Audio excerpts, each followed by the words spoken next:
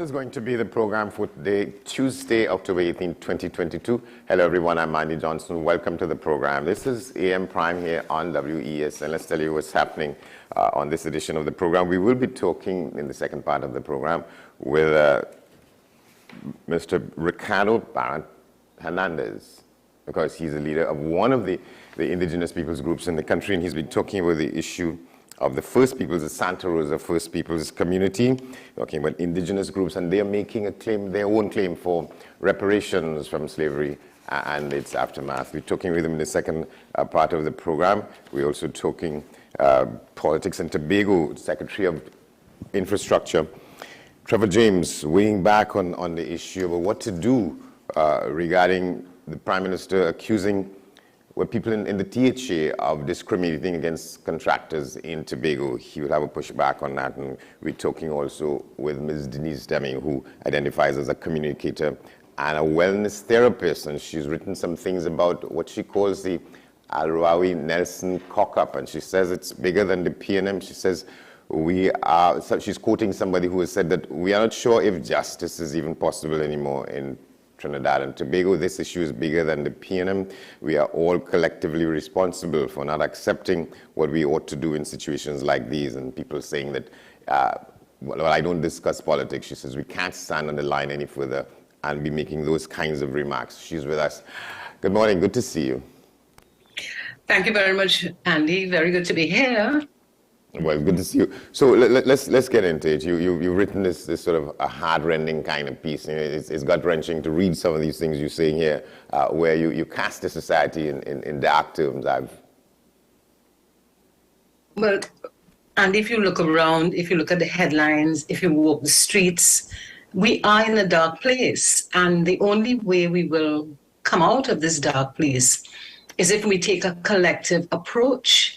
But when I talk about a collective approach, that collective approach will be led by the people who hold power. You know, when I look around, people are doing things that are just wrong, but there are no consequences. And then when we look at our politicians, and I mean all of our politicians, I get a sense that they too are just mired in a deep hole of darkness and things that cannot be solved. They cuss each other all the time, you know, and so it is a dark place. And we have to find a way to pull ourselves out of this dark place. Right, you agree with the person you quote saying that we are not sure, and I think somebody was talking from what I read you saying there, it was in the aftermath of an accident, and the person is saying, among other things, that we aren't sure if justice is even possible anymore in Trinidad and Tobago. What wrench my heart with that is that this person was murdered as a result of road rage. And their family member made this comment. It's an article that appeared in the Express.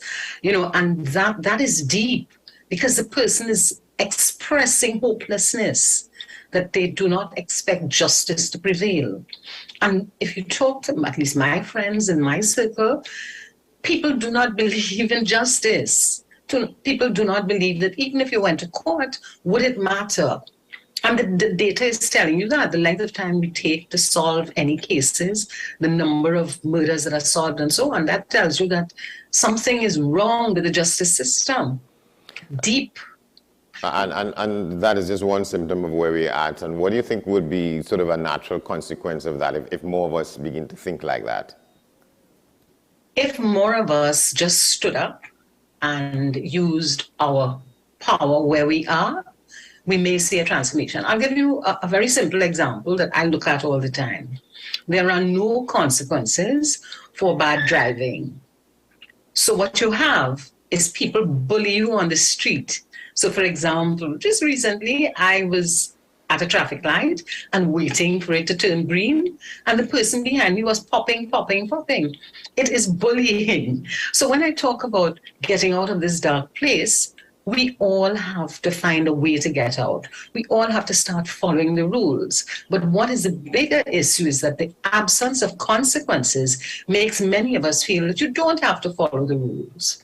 You know, and this case, what we see here, to me, is an example of it happening at a high level. Yeah. Yeah, you call it a cock-up. Let's explain that. Let's unpack that a bit. All right. I am not a legal luminary in any way. I call it a cock-up because of all the headlines that I've seen. Because when you know about, but if you do a little bit of research on how do they solve corruption, in any country, you solve corruption by having a whistleblower. But they got a system and a process to identify who are the whistleblowers and what are the circumstances under which that whistleblower will be engaged. Why I call this a cock-up is that we don't have whistleblower legislation, which we should have. If we had had whistleblower legislation, this may have operated differently because you would have had an oversight mechanism.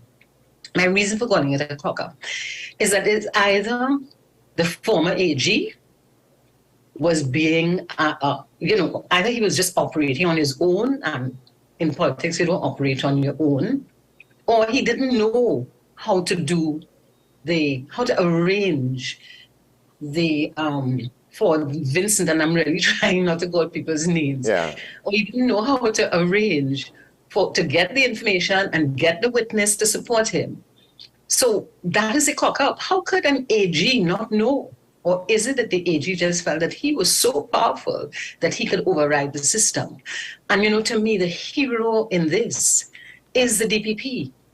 And I respect that man because it must be really hard to make the kinds of decisions that he had to make under the politicians that he's dealing with. So that's why I call it a cock-up. Yeah, and you say it's an illustration of a cancer of corruption going on in the society. I want to, if we could go back to, because in reading all the stuff that has been carried thus far in the week or so, the almost 2 weeks this matter has been running, you've been trying to find a sense as to how it came about, who went to who blew the whistle first, and from what I gather, it is that at some point Mr. Nelson went to Mr. Al-Rawi and said, look, I want to tell you something. This is what has been happening. And Mr. Al-Rawi acted on that to the point where this arrangement was put in place for him to become state's witness and the compensation for that. I'm reading Martin Daly on Sunday, and he's saying, well, Mr. Al-Rawi got in bed, so to speak, with somebody who was way more clever than he, and that landed us in the situation we have now. We're talking about hundreds of millions of dollars this man is claiming. Otherwise, he's not going to keep his end of the bargain. And there's this issue about the indemnity, whether it's foolproof or not, and it doesn't seem to be. But all of those details one day will come out in the court. And I don't know when that day is going to be. I don't think it's going to be very, very soon. But one day, all of that will be revealed. But what is clear to me is that the witness didn't really have a national interest at heart. The witness was simply trying to make money. When you look at the millions of pounds that has gone through, and it's not just the witness, there's several other people who were just in this to make money. I don't think there was national interest in this. I just want to go back a bit and say, when you look at the lead up to the 2015 general election, a theme of that was morality in public affairs, there was supposed to be a code of ethics that was supposed to be signed by parliamentarians and so on. So in the lead up, there was a lovely picture painted that we are now going to get rid of corruption. We are now going to be operating at an ethical level. We're going to be operating honestly. That was the theme of the lead up. So I can understand when early in this new administration, there was an attempt to get after the people who they thought were corrupt. And Vincent may have come and presented a good case. So that was a real opportunity. But unfortunately, it was not managed well. And the bad management of it now has led to the thing exploding and blowing up in their faces. So we have been told in the lead up to 2015 that morality in public affairs is what we're doing. We're changing the society. We're minimizing corruption. And I asked myself 7 years later, what has changed? And I don't see that very much has changed. So that while Vincent was probably an excellent opportunity because of how badly it was managed, we now end up with confusion. And I just want to make the point that is how crooks are found out. You find somebody from within the corrupt activity and you get them on your side. You get them to go in court and to speak against or to provide the evidence and so on. That is what happens.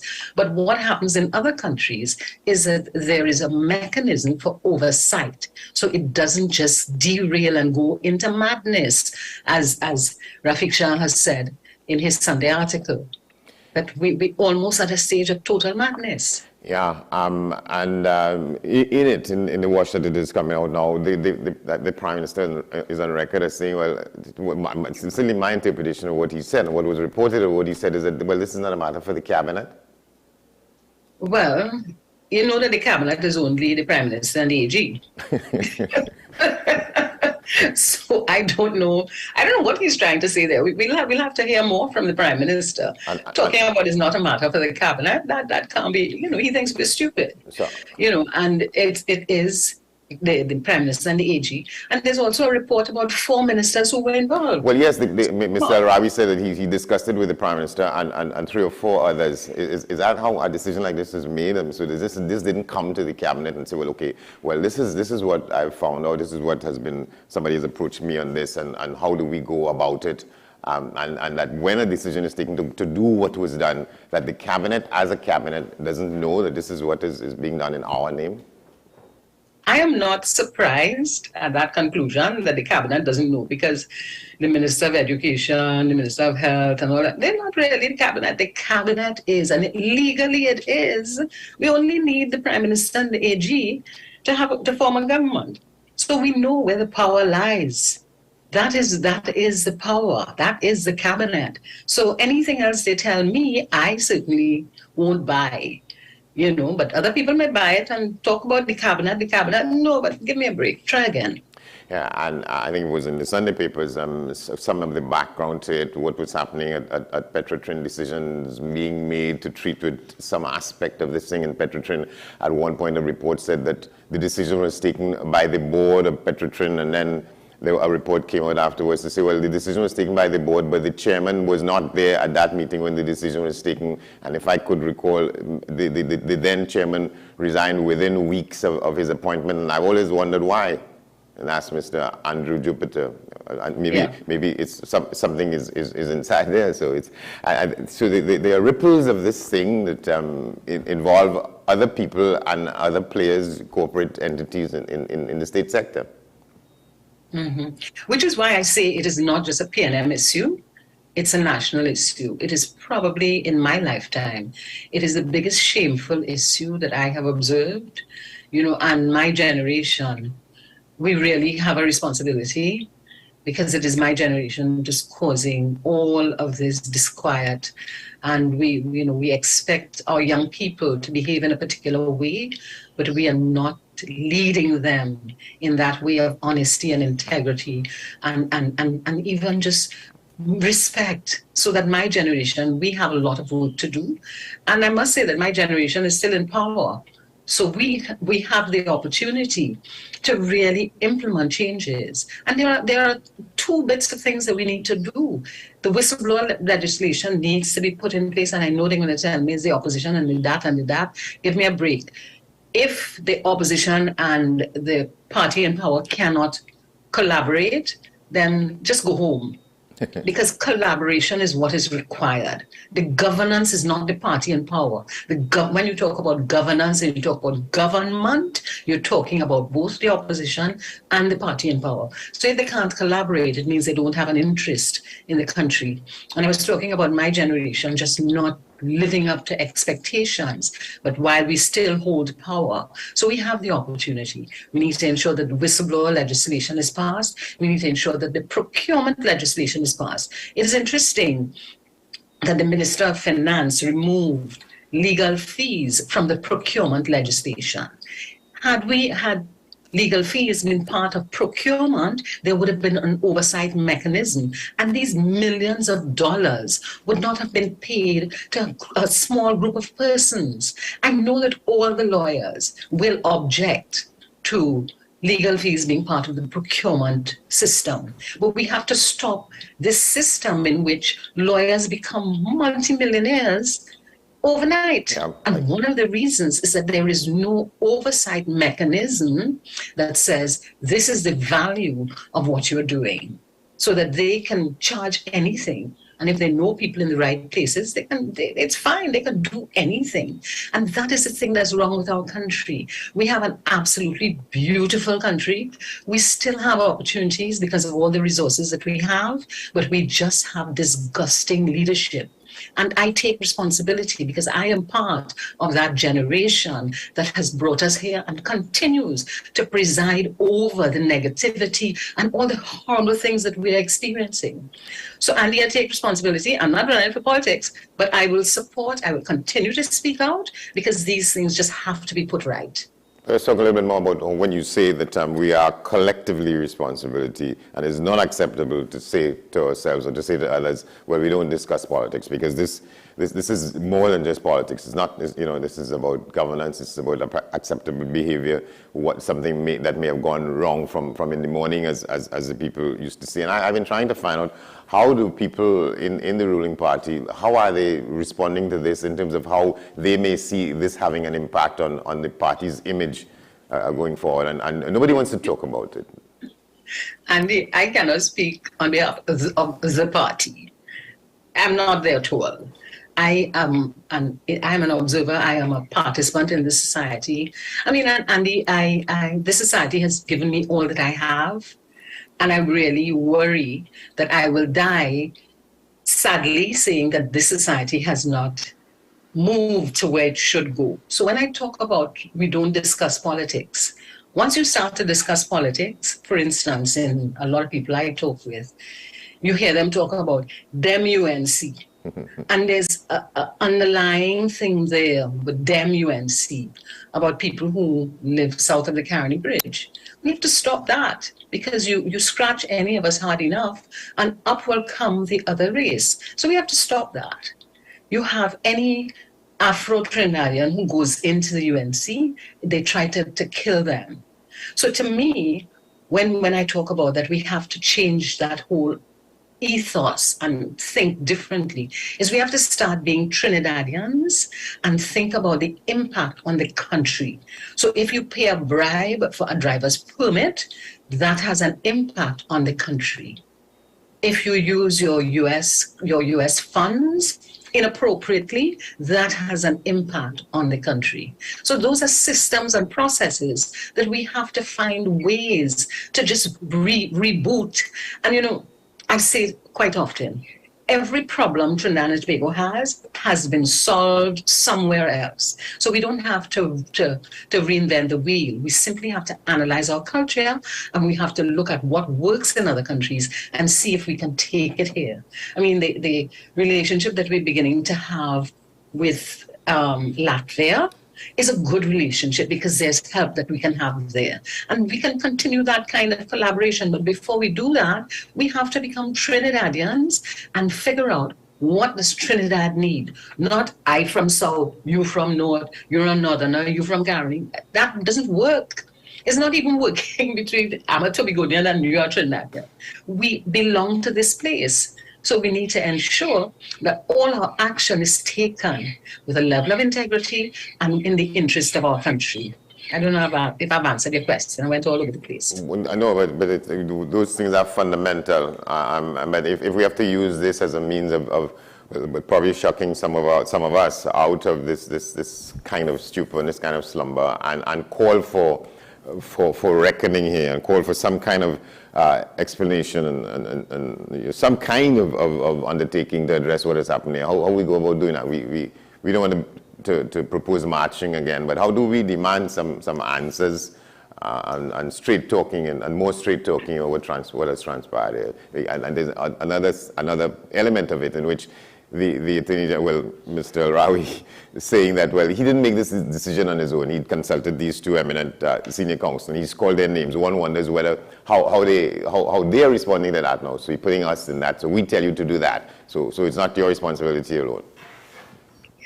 Andy, this is a watershed, because the number of people who are being called out and whose names are being put in the mud because of this, people are going to respond. Because remember, man acts in his own interest first, last, and always. So anybody who has been brought in will now at some point try to get their revenge. So I think that this is going to continue to be a nasty event.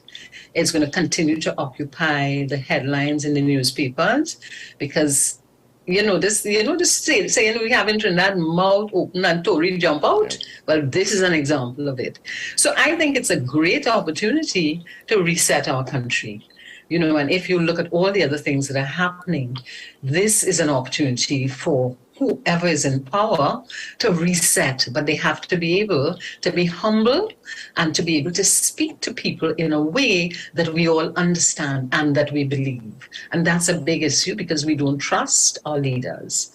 So we'll see how it unfolds. Yeah, and then what I'm curious about is that what was the fee for those two senior counsel to have given him the advice? And so that is a missing element from this as well. How much did he pay, or how much did they ask for to give him the advice that he said he went to seek from them, and that's on the basis on which he made this decision. So where do we go from where do we go from here? Or you think it will be, we'll blow it over and move on to the next? No. I don't think this is going to blow over. I mean, up to me, I would call general elections because I don't know how you can get out of this one. And there's so many other things that I don't know how the party can get out of. So if it were up to me, I think if I had to advise, I would suggest, listen, it's time to call the elections. But I know that's not going to happen because those MPs and their $70,000 a month, they won't be happy. They've planned things for 2025, so that's not going to happen. So I think the next thing, you said that we can't march and all of that. I think there are two things that need to happen. People need to continue to have a meaningful discussion about where we are and where we need to go. That needs to happen. And that needs to happen throughout our society. And I mean, it needs to happen on an individual basis. And then on a wider scale, I am not one of those who disagree with marching because I've seen what marching has done in this country. We refer to the Keith Noel one, we refer to the prior, in the lead up to the 2015 general elections, when 10,000 people presented a petition to the president and so on. So I certainly believe in people acting politically and acting and making their voice heard. So to me, it's two issues that we have to deal with. We have to have that mass response, and we also have to have the personal conversations and the personal rethinking of what we stand for and how can we make a contribution to the society so that we will have some legacy. I'm afraid at the moment, the legacy of my generation is not very good. All right, thank you very much for talking with us on this, Denise Deming. Thank you very much, Andy. All right, so we're going to take a break. When we come back, we get into another discussion. This time we go to Tobago, where the Secretary of Infrastructure is taking issue with the Prime Minister, saying that the current administration in Tobago is discriminating against contractors in Tobago in preference for those in Trinidad. That and much more to come. Stay with us.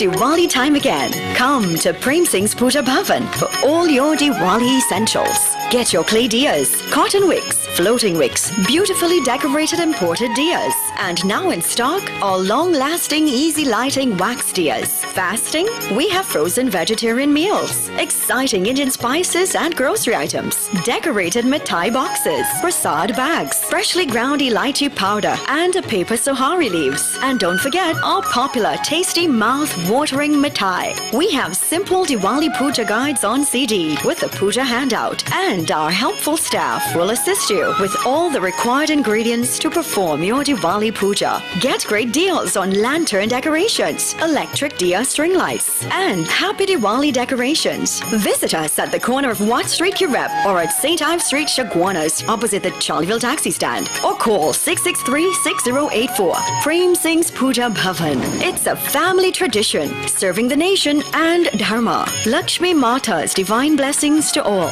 For your convenience, both branches are open on Sundays until Diwali. Come travel with us as we explore Diwali across the globe. Diwali is celebrated in many countries worldwide, but do you know the traditions and practices of each nation? From Guyana to Australia, WESN presents Diwali Passport, October 3rd to October 23rd, with replays on October 24th. It's Diwali Passport, a WESN exclusive. I have been shopping at Price Club from the beginning. I love most of all the friendliness of the staff. I shop there because my children love me and I love them. My favorite section is the vegetarian section. They have such a wide variety, which I love. I have been out shopping, to check out the prices, but here at the lowest, it's the best. I have tried other places and I came right back to Price Club because they are the low price leader.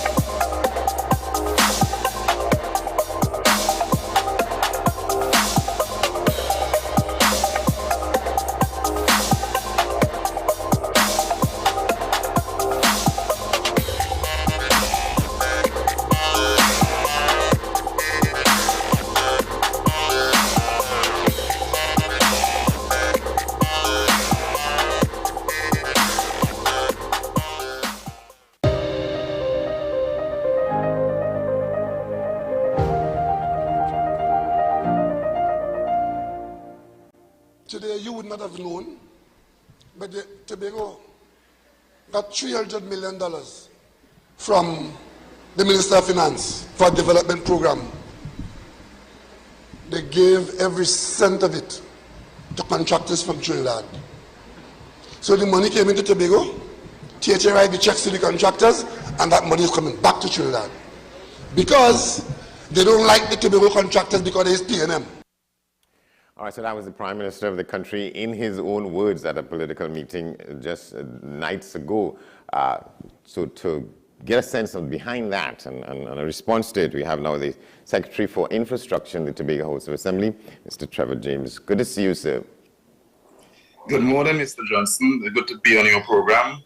Good morning to the people of Trinidad who are tuning in and the people of Tobago, the people who are online. All right, so you heard what the gentleman said himself. What's your response to that? I want to respond at various levels. But firstly, I don't give much credibility to what the Prime Minister says. The figures he quotes are incorrect. The fact is that the Prime Minister has to decide whether he wants one country or he wants two countries. The Prime Minister has to decide whether only the government in Trinidad can have the freedom to contract with whomever. The Prime Minister, to use his words, gave away $1 billion to a Chinese company to build an airport, basically of steel and concrete and Barber Green, that could be done by anybody. So I don't want to get into a discussion about who gets a contract, who doesn't get a contract, or who is PNM, who is not PNM. The government in Tobago has the right to procure services from whomever meets our strategic goals and whomever wins the tender that are free and fair. Doesn't matter if they're from North Trinidad, South Trinidad, Tobago, China, Ghana. It's inconsequential. Yeah, but if he's saying that the awards are being made on the basis of politics and that the people who can do the job in Tobago are seeing, you all are seeing them as PNM, and you don't want to give any money to any PNM body in Tobago. Well, I mean, that's an opinion that's not based on fact. But I can give you some facts. Yeah. There is a gentleman who is in the parliament representing the PNM, who from 2013 to 2019, 2020, got more than $10 million in contracts. As a matter of fact, one contract awarded to this gentleman, who is a friend of the Prime Minister in the parliament, representing a constituency in the East, got projects in Tobago left, right, and center. And there was no complaint. But he's PNM. And so the idea that you must only contract with persons who the Prime Minister agrees with is just something I don't want to respond to. Yeah. It's small talk, old talk that makes no sense. If the Prime Minister wants to decide who the government in Tobago contracts with, let him leave his seat in Diego Martin and come to Tobago and compete for a seat to win the government in Tobago. And then he can decide, hey, this is what we want. But other than that, it is small talk that is based on untruths. So why do you think, you're going to say something? Well, listen, I am presupposing, of course, that the projects the Prime Minister has talked about and is talking about are 3 road projects that we have tendered to contractors who are from Trinidad. And I suppose that has been making the wrongs in Trinidad in PNM circles. We've tendered out 3 projects. The value is way under $150 million for roads and infrastructure generally that we deem to be critical to the development of Tobago. We are and we have been in a budgetary quagmire because the PNM and the Parliament in Trinidad continue to take action that constrain the development in Tobago.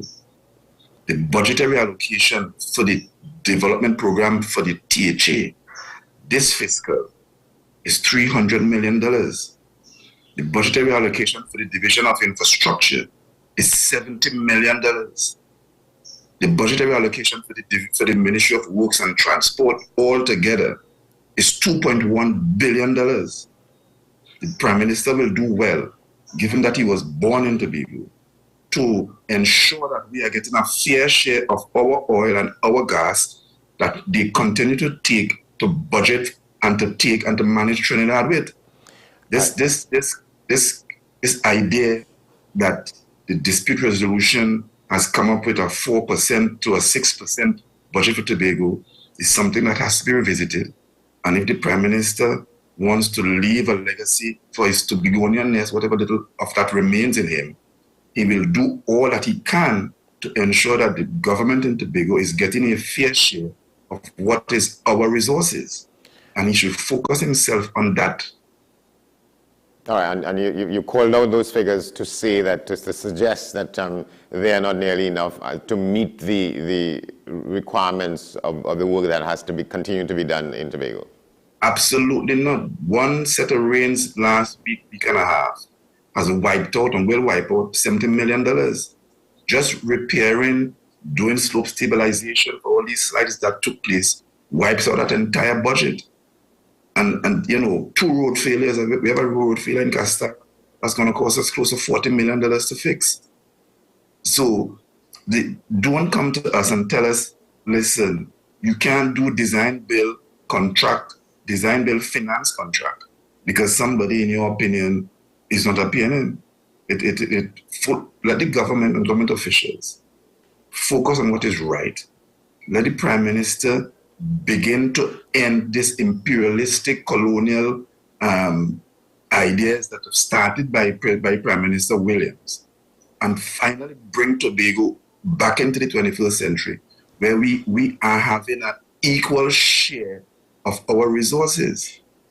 That is all we ask for, an equal share. That is where the Prime Minister should focus his energies on. And try to manage all this talk in Trinidad because I'm sure his hands are full with Faris Alvari and Mr. Nelson right now. Yeah. To what extent the reality is that as much as you may want to, and I'm saying you collectively here, the current assembly, may want to address this situation or work for people on the ground in Tobago, it comes down to capacity and capability, and sometimes you have to choose people who in the assessment of who is making the decisions that the job can be done by whom whom it is awarded. We have a responsibility to build an economy, no doubt. we have a responsibility to build the contracting capacity in Tobago, and that is a responsibility we take seriously. In this instance, however, we needed contractors who had the financial capacity to wait the 18 months to be repaid. And that's the contractual arrangement we have, where contractors have agreed to build, construct, finance these projects, and to wait 18 months to be repaid. We had to make a choice to do that because when we looked at the budgetary allocation, we just don't have the ability to build Tobago on what is essentially $70 million per year. And so we have to make hard choices. Along the way, of course, we are in fact going to contract Tobagonians. These contractors are going to buy aggregate from Tobago. They're going to buy concrete from Tobago. They're going to buy asphalt from Tobago. They're employing Tobago professionals to do their designs and surveying and so on. And so there is a large portion of these monies that is going to multiply in Tobago. The idea that somehow a contractor that does not support the PNM should not get a contract is an idea that seeks to somehow ensure that we are only contracting people who the Prime Minister perceives to be PNM. And that they're from Trinidad and therefore they're not PNM because they're from Trinidad. Well, I heard some talk about everything is about somewhere south of the Caribbean, who from down south and who from up north. These guys were selling aggregate from Spell to Junior Sammy for $14 a ton. They were selling aggregate to Warner's Construction for $14 a ton, when the market price is $21 per ton. They were doing that for years. Yeah. Junior Sammy is not from up north if I know my geography properly. Yeah. So we have to understand this hypocrisy that is, the stench of it is rising so high. And I think we have to find a way as a government in Tobago to clarify and to make it clear what has actually happened and what we have to fight against as a government in Tobago to resist these attempts by the PNM to somehow, make a mountain out of small things, as they did in the past. It's because they see it as the only way back into power, to make a mountain, to create a public outcry about things that are so minute in the whole picture, to create some kind of upheaval in Tobago. But I have news, it's not going to work. Yeah. And to what extent this goes against the understanding that the government of Trinidad and Tobago, the government in Port of Spain, said that it was going to, in the early hours after the election of the Tobago House of Assembly, the government of Trinidad and Tobago said it will work with the THA, whatever its political stripe, whatever the consequences are, 14-1 or whatever, that it was going to work conscientiously with the administration in Tobago. You think that this is being, that kind of commitment is being repudiated by statements such as this? Well, the government should have started, and there was an expectation that after the budget that we presented in the House, $3.7 billion, by the way, the smallest budget for the last 5 years, that the powers that be in Port of Spain would have looked at the plans we presented in the campaign and realized that, what we are doing, if we are successful, when we are successful, will build the economy in Trinidad and buy into that. The time has come for the government in Port of Spain to move away from awarding Tobago, assigning to Tobago the 4.03%. We just cannot build a country on that.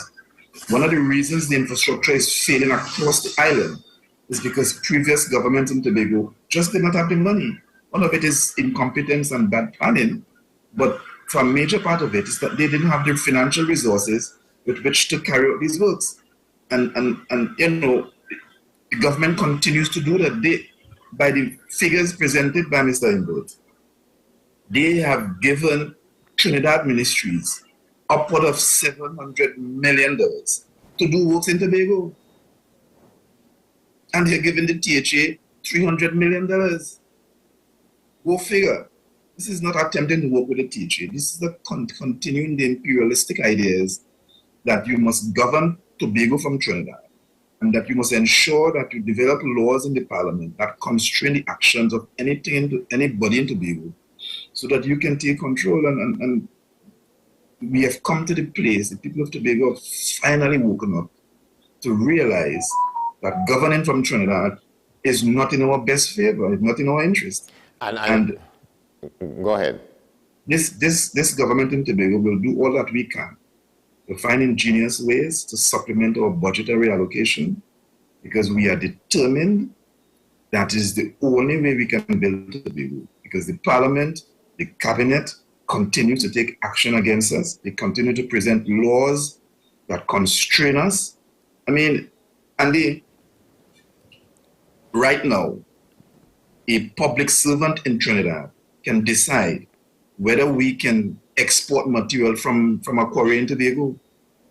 A public servant in Trinidad can decide whether we can blast material in a quarry. A public servant can constrain an entire executive. That is what the law says now. And is it the intention of your administration or this administration to try and to work to change that? Absolutely, absolutely. We will do all, and we will do all in our power to ensure that the public in Tobago is made aware of these crazy laws, and we are going to move to have them changed. The Prime Minister has been born in Tobago, has a duty, if he sees himself as Tobagonian still, he has a duty to correct these things. I know that he is afraid, because once he speaks a Tobago-centric language, his days in Trinidad might be over. But it is his duty to correct these laws before he leaves office. He has a few years to do it. And I'm going to suggest that he post haste take actions in the parliament to correct these crazy laws that constrain Tobago's development. You know, in early 1960s, the government then under Mr. Williams brought a consultancy firm from Canada that said that the port of Scarborough was the best location for a port in all of Trinidad and Tobago. Up to today, it can't be built. This Prime Minister is on record as saying the attempts by the NAR government was only resulted in a dock pond, and he's did nothing to correct that. The cost of living in Tobago is 30 to 50% higher than in Trinidad because of how the country is structured. And believe it or not, we will make every effort to correct those things, because, you know, nobody in the parliament is going to constrain the voters in Tobago who voted for a PDP government, who voted for a group of people who told them that we are going to bring a new vision to Tobago, and that is what we've set out to do. So that part of your principal mandate is to actively change the governance arrangements between Trinidad and Tobago, because when you refer to your team as the government in Tobago, and you make that point sort of, I think particularly, what are people hearing that, because some people are not comfortable with understanding what you mean when you refer to the assembly as the government in Tobago. And I tell you, the morning after the election, I was talking with my friend Dr. Vanas. I'm not sure to what extent you all are related, but I noted that in his comments as well. You refer to this administration as the government in Tobago. Does that not sound jarring to some people who may misinterpret what you mean, or is it you make that point to point in the direction as to how you're all moving to change the governance arrangements between Trinidad and Tobago in the way that you think this ought to have been addressed decades ago, right? Words are important. Word phrasings are important. They're the reason why we don't hear of the BHA, the Barbados House of Assembly. The reason why we don't hear that, they are the government in Barbados. Yes. And persons in Trinidad has to come to terms with the fact that there are two executives in the country. There's an executive in Trinidad and an executive in Tobago. And we in the THA are in fact the government in Tobago. And we are going to continue to do all that is in our power to change that misunderstanding that we have some corporation of some kind, like in Trinidad in Point Fortin, that has some small responsibilities. We are governing an entire island, an entire state. There are 2 states in Trinidad and Tobago. One in Trinidad, one in Tobago. The constitution today that joins us says that we are a sovereign democratic state made up of 2 islands. Yes, well, a sovereign democratic state. Islands with independent archipelagos. And thankfully, because of the efforts of Dr. Murray and Mr. Robinson, we are able to re-establish the government in Tobago that is called the Tobago House of Assembly, just as Barbados did with their Barbados House of Assembly. And that started, and now we are at the point where things have been moving way too slowly in this quest for self-determination. Every time we make a step forward in this journey to self-determination, there is some PNM government that stands in our way and constrain our attempts to determine for ourselves where we go and how we go. In the history of Trinidad and Tobago, the people of Tobago have received from 1968 to 1978 less than 1.5% of the so-called national budget. Right, but some of those things will require some legislative changes, some constitutional changes, and so on, right? So you all are on a track to pursue these things earnestly. Yes, the responsibility of the office of the Deputy Chief Secretary is to pursue self-determination and autonomy. That's one of the major responsibilities. And now that we have a new Deputy Chief Secretary, I'm sure the Chief Secretary will reorganize the portfolio to ensure that those parts of the portfolio are being covered adequately. But it is our goal and our quest to ensure that we bring full autonomy, if that's a phrase. Just autonomy is enough to the people of Tobago. We have been at this journey. We have struggled against the PNM every step of the way to try to constrain us and to take away our rights. Yeah, how is it possible for there to be some public servant in Trinidad deciding for senior officials in Tobago what we should do and where we should go? It's just not acceptable anymore. How it is possible for somebody to buy a piece of land, build a whole plant in Trinidad somewhere, but if you want to buy a piece of land in Tobago, you must ask the government permission first. How do we survive? How do we build an economy that sustains itself with arrangements like these? We're gonna want to come back with you to continue that aspect of the discussion. But Mr. James, thank you very much for talking with us on this segment, on this edition of the program. Thank you, Mr. Johnson. Anytime I'm available to you. Thank you very much. Well, let's move now. Let's begin to take a look around the region at this point. We go to St. Kitts and Nevis, where the Attorney General is noting that it is strengthening its citizenship by what is called the CBI program. We have a report from ZIZ Evening News.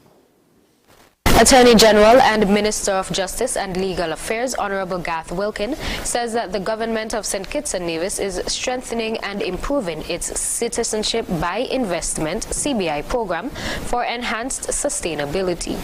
He said the CBI program must be administered so that all stakeholders can have an equal opportunity to benefit, and as such, improved investment options are being formulated to be implemented. Legislation and administrative structures are being revamped to prevent underselling and ensure that real estate projects funded by the CBI program are completed. According to the AG, the government's plan is to maintain a progressive program and cement St. Kitts and Nevis's place as a leader in the CBI industry. We go to Antigua now, and a report from ABS TV there, and they're talking about the fact that major upgrade is taking place, is planned for the airport, the V. Seabird International Airport.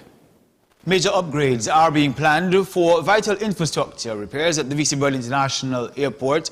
That's according to Chief Executive Officer Yoletta Francis, who says the authority will overhaul the airport's runway and apron within the new year.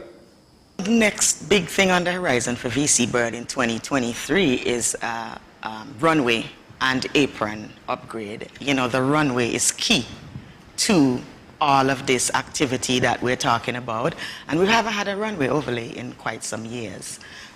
Again, COVID made a lot of things, you know, we had to push a lot of things back for COVID, but we're happy to say that we're full-fledged into making that possible. Well, she says the airport authority is working to acquire funding for the project. We're actually in the process of trying to float bonds to make that possible because, you know, a runway overlay is in the millions. All right, so we take a break in the program. Now we head up to the top of the hour. We have news, and on the other side of that, we're talking with Chief Ricardo Barth Hernandez, Chief of the Santa Rosa First Peoples Community, and he's talking about with the fact about that organization seeking its own path to reparations for what happened with slavery and its aftermath. Stay with us.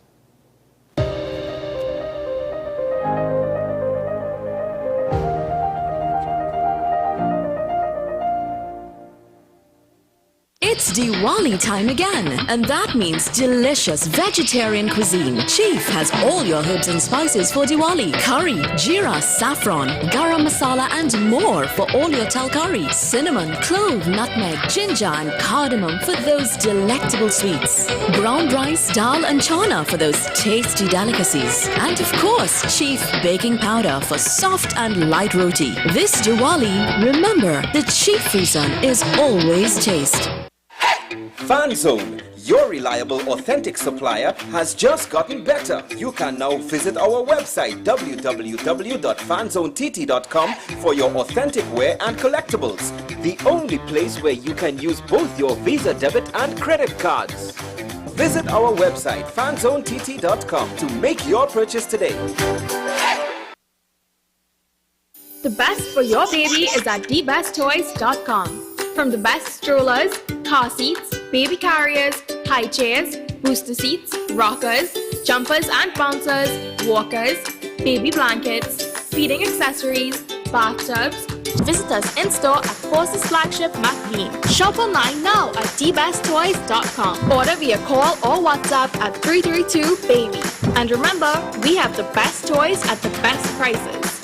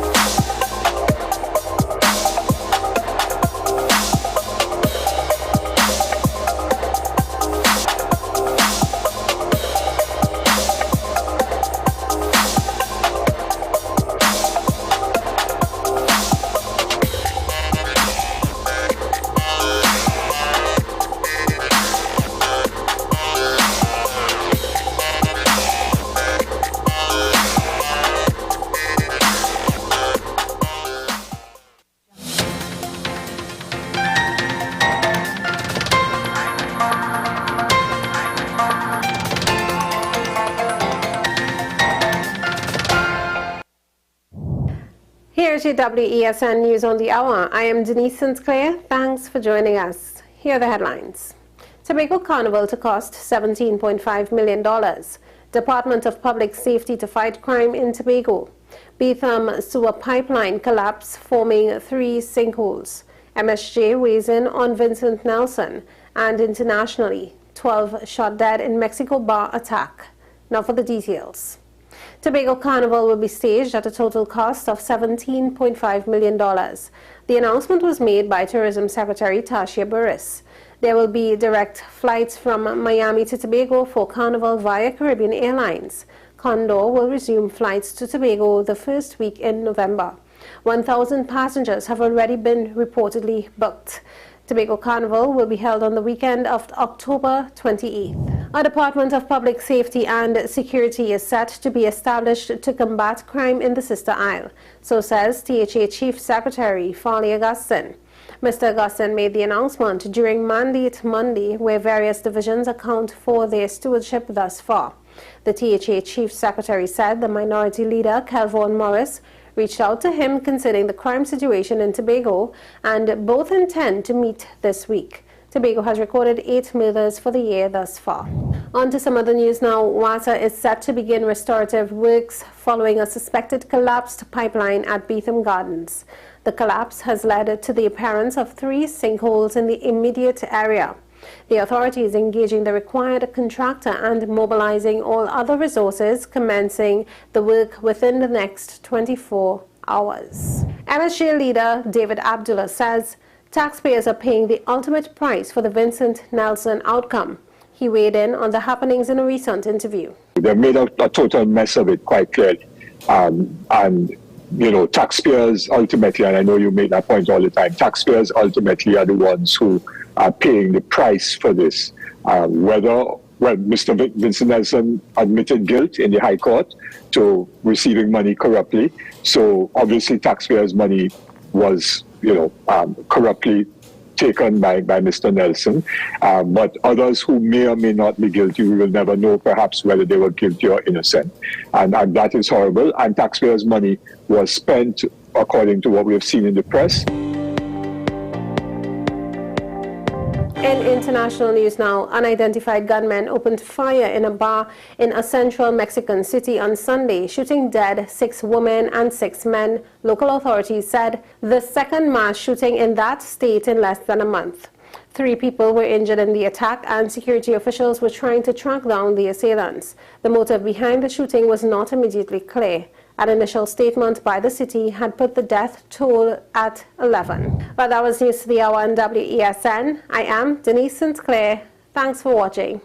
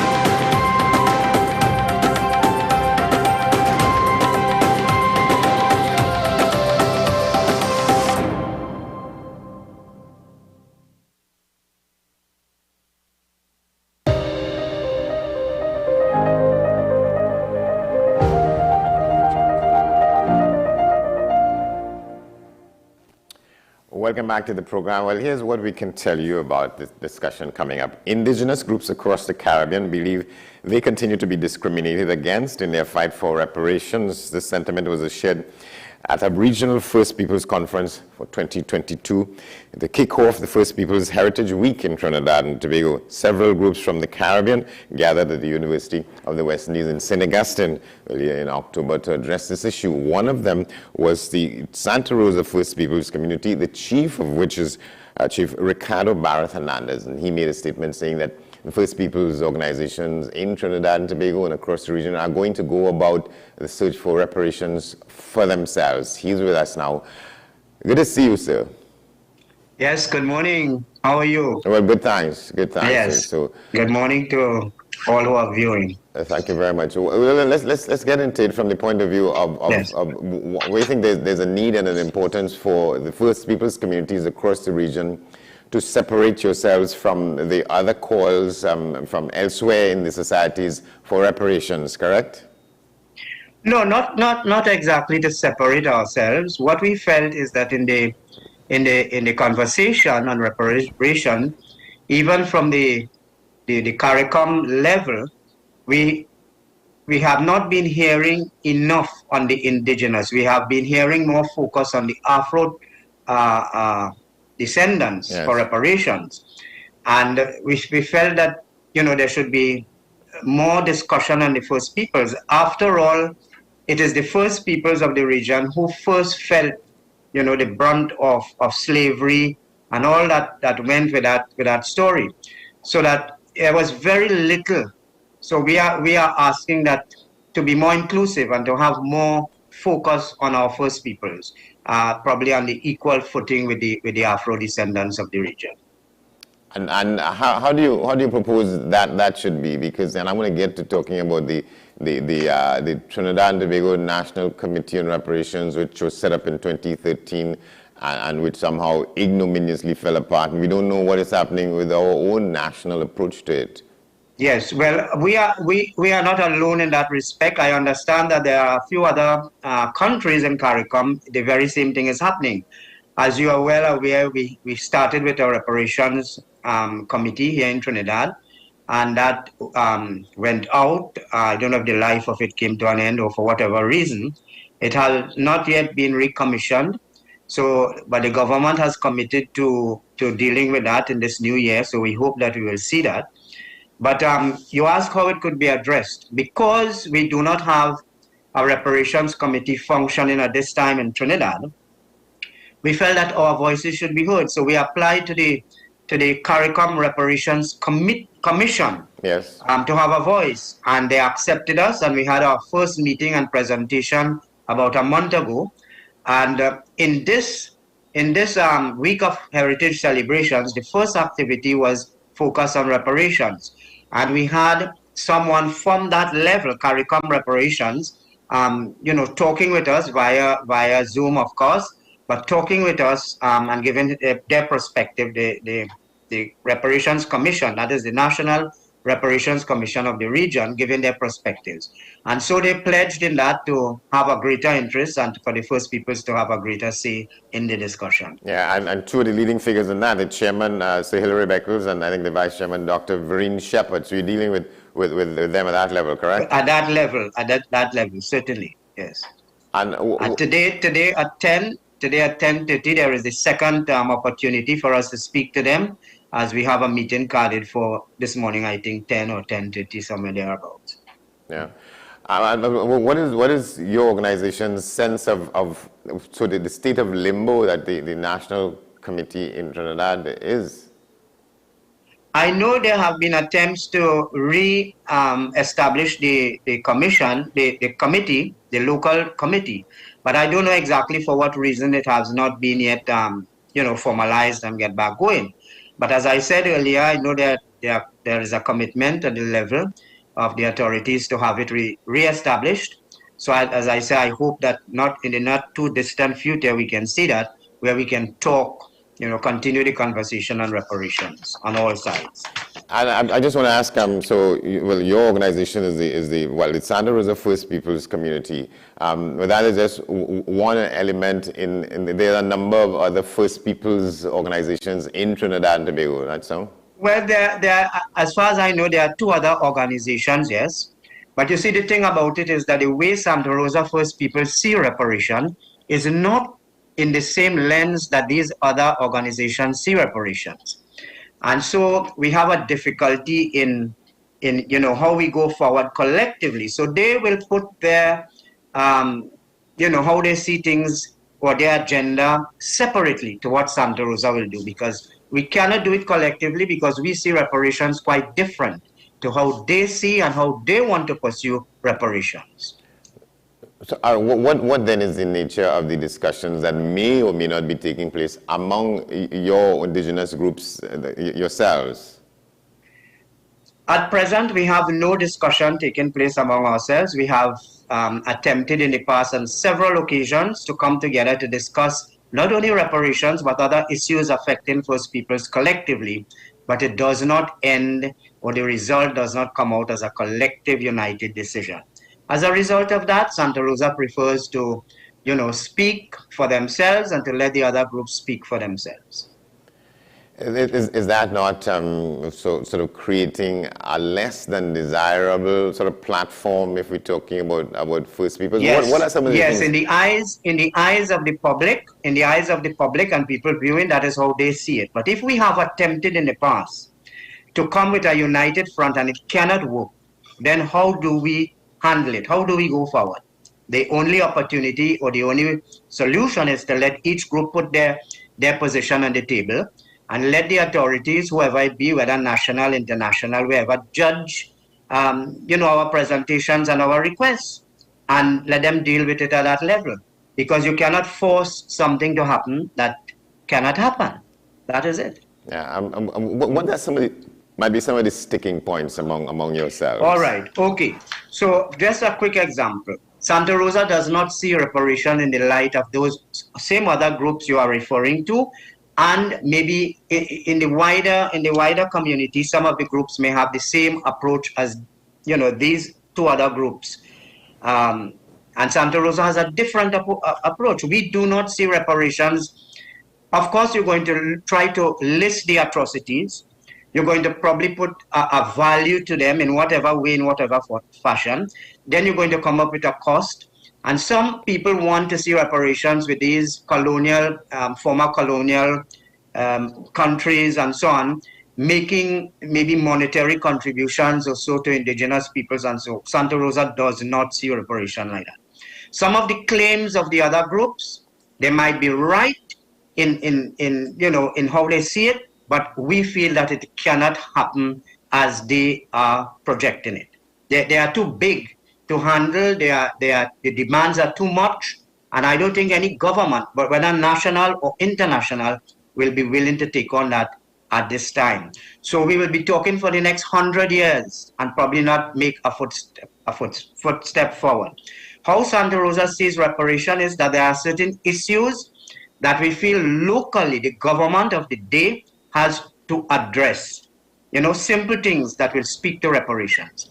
And then we can go to the former colonizer nations, countries, and ask them to sponsor projects that will build the community.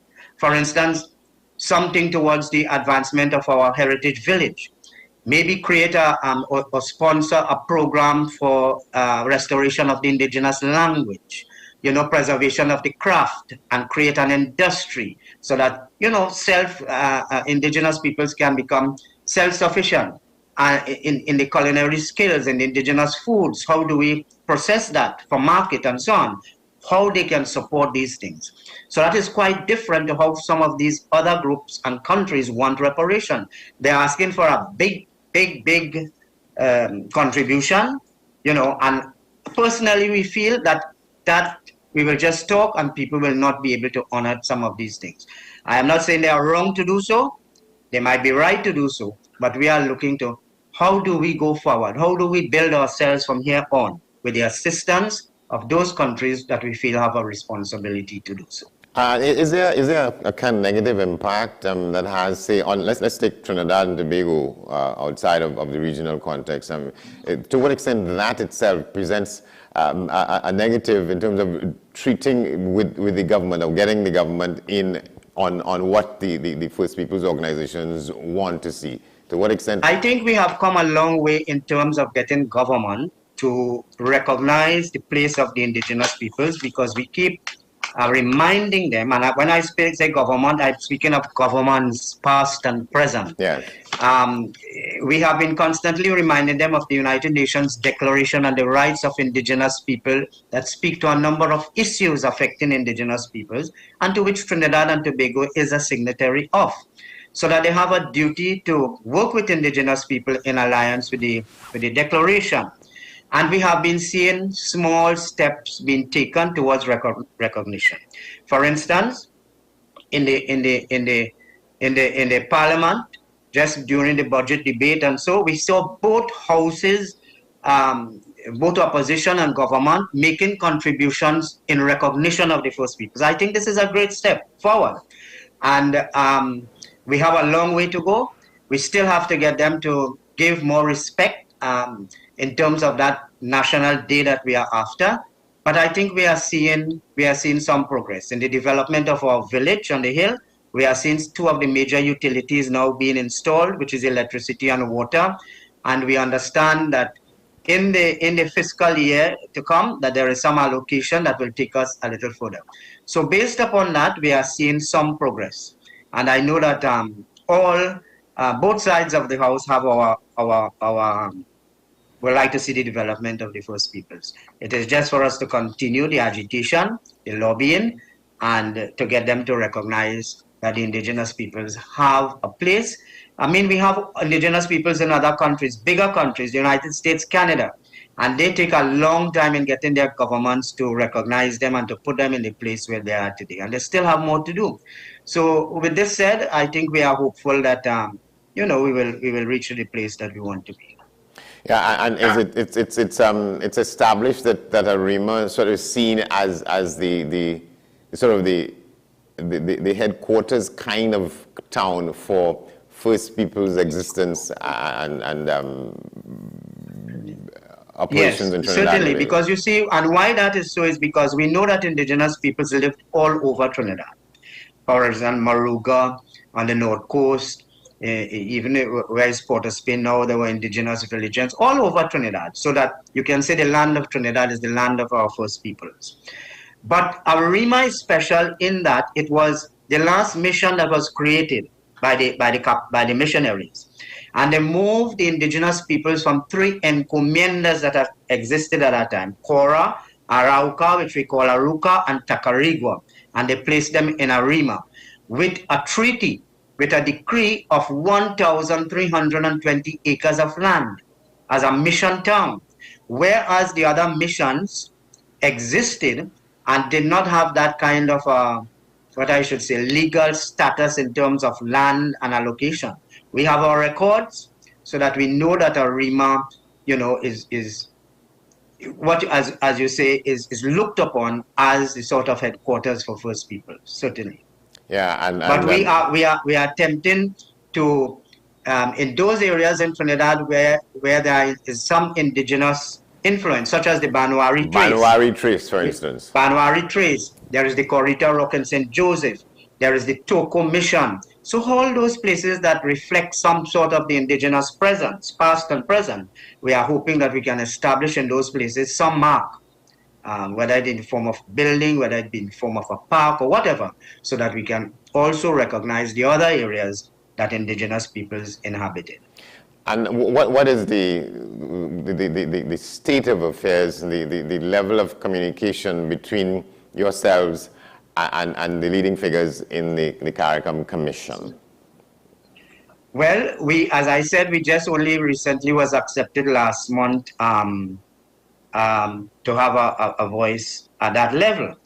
And today we have another meeting, and we had a representative, do the FITE address at our reparations focus here during the week of activities. So we are hopeful that as we go along, we will have more opportunity to have more presentations and so on, and that relationship should build and strengthen the bonds and how we go forward. And they have no difficulty with meeting and treating with the organization in the absence of a sense of a national voice from a national committee.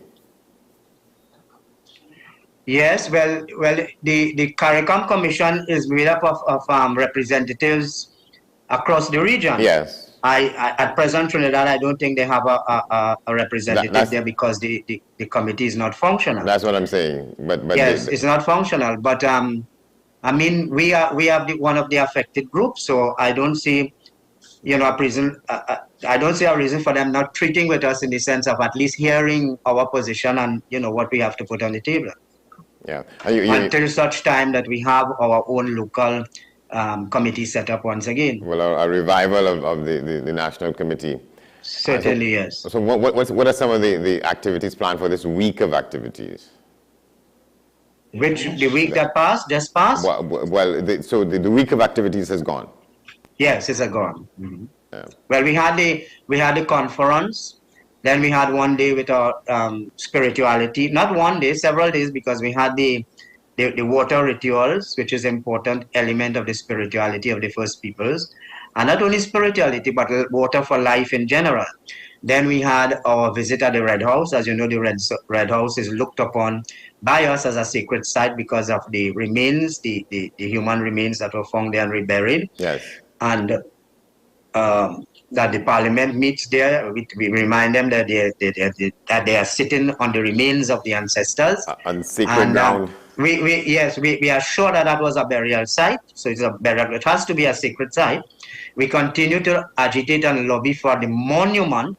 Right now there is just a stone marking, but we had proposed in the discussion of the reburial that we have a monument placed there in recognition of our first peoples. We had a day for the students. We partnered with the University of Trinidad and Tobago. This session took place at Point Lisas in central Trinidad. Point Lisas UTT campus. Yes. And then we had the 14th itself with the Arima ceremonies in recognition of High Arima. So these are some of the activities that comprise the week. Right, and that produced the front page pictures, for instance, with yourselves and in the water ritual. The other delegations, yes, certainly.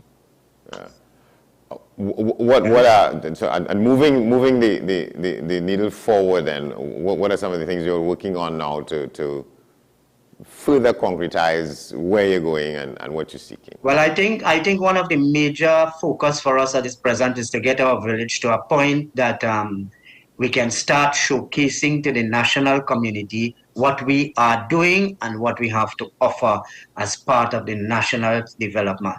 And we are focusing on the production and preservation of our indigenous food, with focus on the cassava, bringing cassava in its different forms, on the craft production, and the medicinal herbs. And so we plan to establish a herb garden that will showcase, and not only showcase, but for use, the indigenous herbs.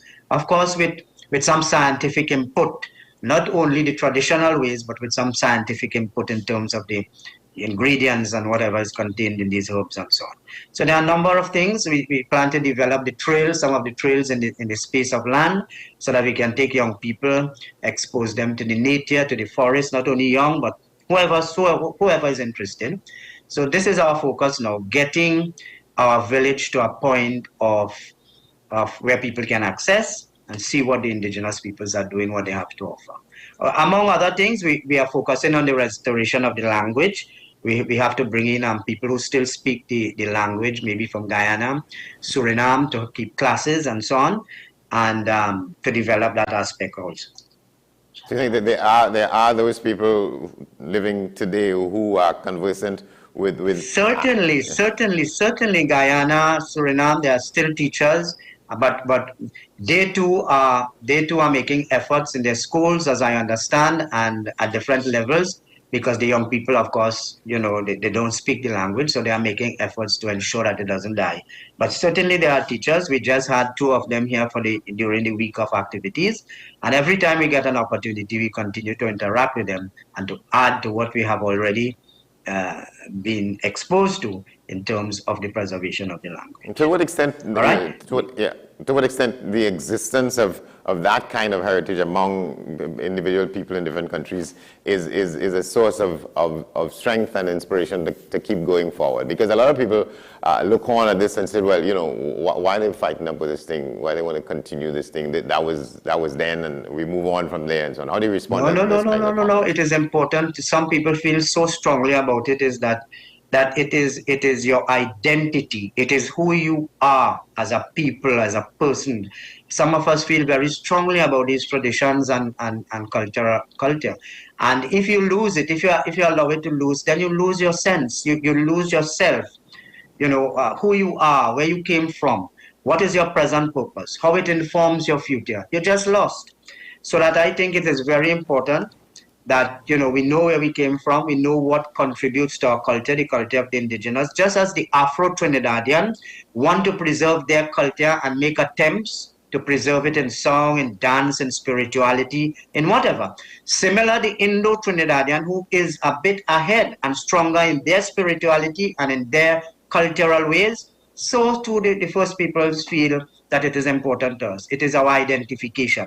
It doesn't mean that we are segregating or we are separate, but it helps and it contributes to the overall culture and development of our nation, which is very rich and which is very beneficial. We have something to offer, they have something to offer, and it makes us a better people as a whole.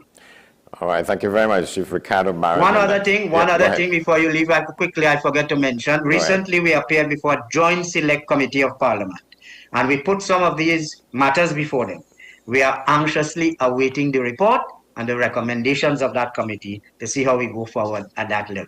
Thank you so much for the opportunity.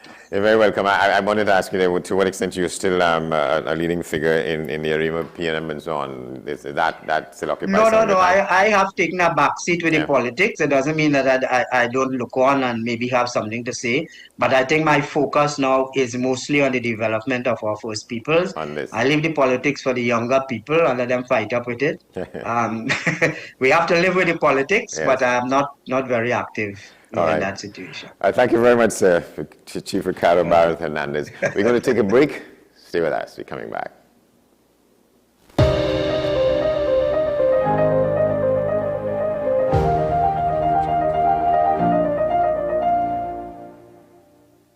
Diwali is in the air again, and Royal Castle reminds you to try its yummy veggie burger. The Royal Castle veggie burger is great on its own or in a combo with a side and a 16-ounce drink. And it's healthy too. A nutritious patty made with oats, lentils, chana, potatoes, and carrot inside a soft bun with tomatoes and lettuce. So for this season, try the Castle's tasty and healthy veggie burger.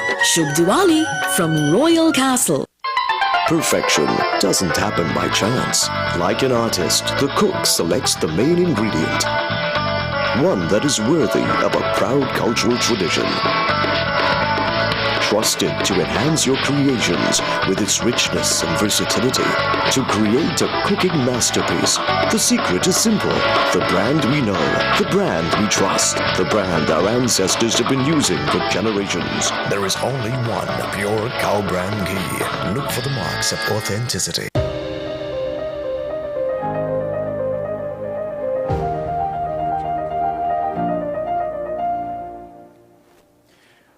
Welcome back. As we get ready to move out of here, let me just tell you about this. We ask you to watch this. A 35-year-old Italian musician had a brain tumor removed while playing the saxophone in a clinic in Rome. Let's take a look at that. Major upgrades are being planned for vital infrastructure repairs at the VC Building.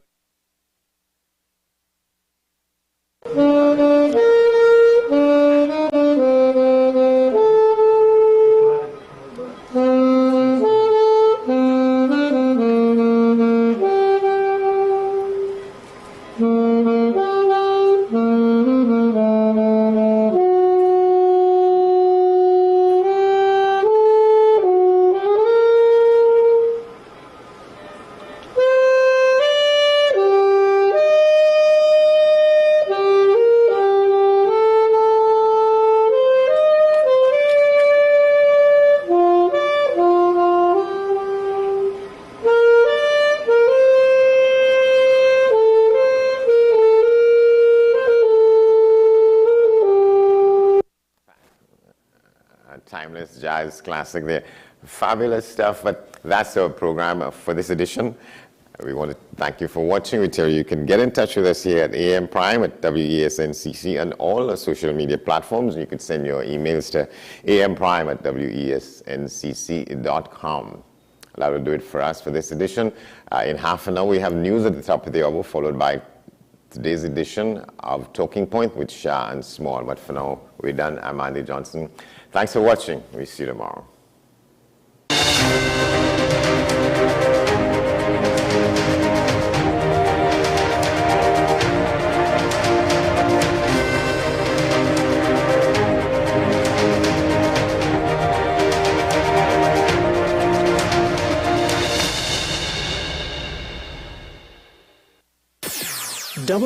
WESN